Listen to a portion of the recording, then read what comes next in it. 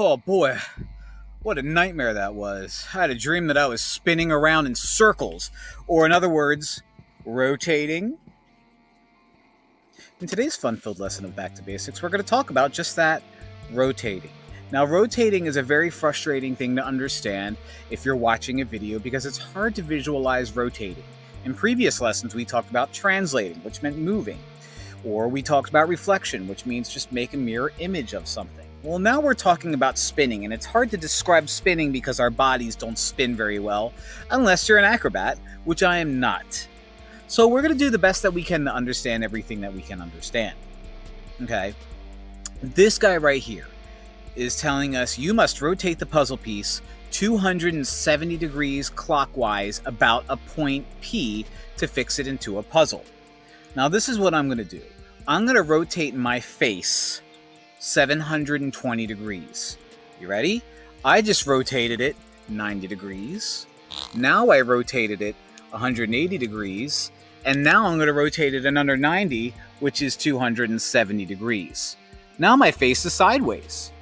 So what I'm going to have here is a sideways piece. But, in which direction? That's the tricky part. If I'm going clockwise, okay, this guy, and oh boy, it's going to be really hard, but let me try to draw, let me try to draw this picture best as I can. It's actually not too bad. I'll give myself some credit. Down there. If I were to rotate it clockwise, it's going to rotate that way and end up here somewhere. Okay? Now, as I rotate it this way, let's focus on that piece, which is going to be that piece. As I rotate it 90 degrees, that piece is going to be facing downward.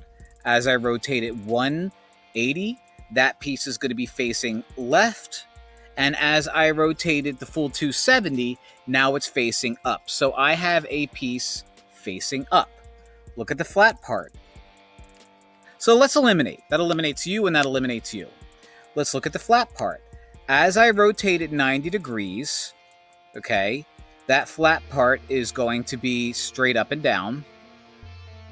As I rotate it again, it's going to be on the top. And as I rotate it again, it's going to be straight up and down, which is that guy right there. Very bizarre. You just have to envision yourself taking that picture and rotating it and knowing that in one case, like in D, I reflected, and B and A, I don't even know what they did. But it's a tricky problem. And if you have to, you actually can take your paper and turn your paper 3 times and be like, okay, that's what it's supposed to look like. Then quick fix it and circle the one that you're supposed to circle. That's what you're supposed to do. But it's hard for me to demonstrate that on this here computer. So we're just being creative. A figure lies entirely in quadrant 2. Let's draw that figure. So this is a coordinate plane. The quadrants are 1, 2, 3, and 4 in that direction and in that order. And the figure that we care about lives right around here. If I were to rotate clockwise 90 degrees, if I were to rotate it 90 degrees clockwise, that would be 1 quadrant over. What quadrant would it live in? The first quadrant. If I were to rotate it 180 degrees, it would now live in that guy right there, and that's quadrant 4.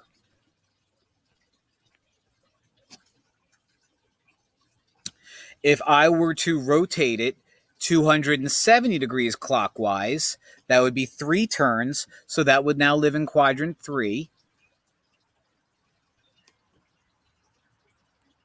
And if I were to jump into the air and do a 360, I'm going to land exactly where I started.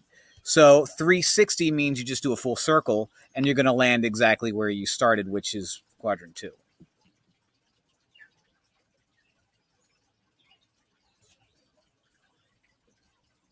Identify the transformation. So in this case, I'm not even going to say, is this a rotation, yes or no? I'm just going to figure out what I'm doing.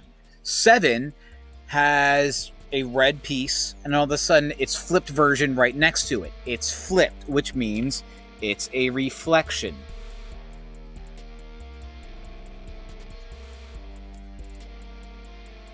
8, I have a turn here. It's not reflected. It didn't get bigger. It didn't get smaller. It didn't just move. I literally took this guy and just kind of laid it flat on its ground, which means I moved it. I changed its orientation. I rotated it.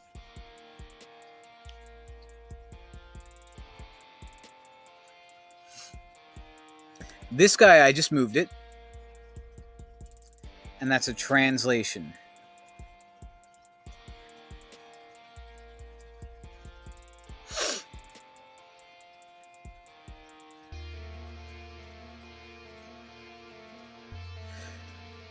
Last one. Tell whether the blue figure is a rotation of the red figure about the origin. If so, give the angle and the direction of the rotation. All right, so we're starting out with the red and we're turning into blue. Did that guy turn? No. Did that guy turn? Yes. Now, how can I get from red to blue here? Well, I spun one block, which means it's going to be 90 degrees. But in which direction? If I went that way, that is counterclockwise. Pardon my terrible handwriting. It's really hard to write on these things. Now, I could answer another way, and I'm just going to show you, but I'm not going to write it out. If I go this way, that's 270 clockwise. But I don't have to do that. Is this a rotation? Yeah. If I were to literally take, like, I'm right now focused on the red. If I take this and turn my computer screen upside down, the red is now on the bottom left pointing down, and just so happens the blue is on the bottom left pointing down. This is a rotation. If I flip things upside down, it's 180 degrees. Which direction did I go? Doesn't matter. Because if I go that way 180 degrees, or if I go that way 180 degrees, I go and end up in the same spot. So this is a rotation. Most of the rotation problems that you're going to do involves you actually rotating a shape, and we didn't do that. We just mainly looked at pictures today and said, is that a rotation, or which one's going to be your answer? We actually didn't move things. So it would be best if you found a video, and you could look on my YouTube, for rotations that might show you how to rotate shapes, because this video won't quite do it justice. This is just supposed to give you like a little taste of what rotations look like. Okay? Rotations, brotations, bye!